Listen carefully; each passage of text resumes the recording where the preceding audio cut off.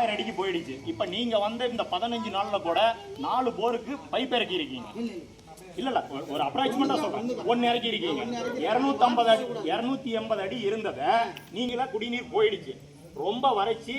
நம்ம கிழக்கு கரை கால்வாயில வந்து உடனடியா போர்க்கால அடிப்படையில 20 நாளைக்கு குடிநீர் தேவைக்காக விவசாயத்துக்கு நாங்க கேட்கல. ஏன்னா விவசாயத்துக்கு விட மாட்டாங்க. டெல்டா மாவட்டத்துங்களுக்கு விவசாயத்துக்கு விடலைன்னா நமக்கு ஜியோ கிடையாது.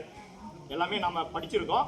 ஸோ அதனால போர்க்கால அடிப்படையில் 20 நாட்களுக்கு என்ன பண்ணும் அப்படின்னா கிழக்கு கரை மேட்டூர் கிழக்கு கரை கால்வாயில குடிநீர் தேவையை பூர்த்தி செய்வதற்கு தண்ணீர் எங்களுக்கு உடனடியா வேணும். இதை வந்து இப்ப நீங்க உடனடியா கலெக்டர் கவனத்துக்கு இப்பவே நீங்க கொண்டு போகணும். எழுத்துப்பூர்வம் இருங்க சார். நீங்க சொல்றதாங்க, நாங்க சொல்றதை நீங்க கேளுங்க சார். சரிங்களா? நீங்க எங்களை மிரட்டாதீங்க. அப்ப நாங்க சொல்றதை கேளுங்க. நாங்க சொல்றது கேளுங்க சார். எங்களுக்கு தேவை தண்ணி. இங்க வந்துக்கிற ஒட்டுமொத்த மக்களுமே தண்ணின்னு தான் நிமிட்டு உங்களை கேட்டாங்க. நீங்க பண்ணி கொடுக்குறேன்னு சொல்றீங்க. நிலத்தடி நீரே எல்லாம் எப்படி தண்ணி உரிவீங்க வெளியே?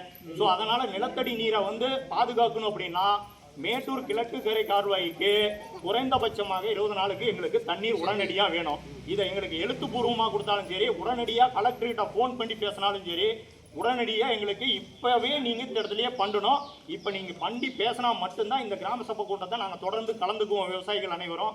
இல்லைன்னா இந்த இந்த கிராம சபை கூட்டத்தை விவசாயிகள் குடிநீர் பற்றாக்குறைக்கு வந்திருக்கிற மக்கள் அனைவரும் ஒன்று சேர்ந்து இப்ப நாங்க தற்காலிகமா புறக்கணிக்கிறோம். நீங்க உடனடியாக கலெக்டர்கிட்ட பேசி எங்களுக்கு நல்ல ரிப்போர்ட் கொடுங்க.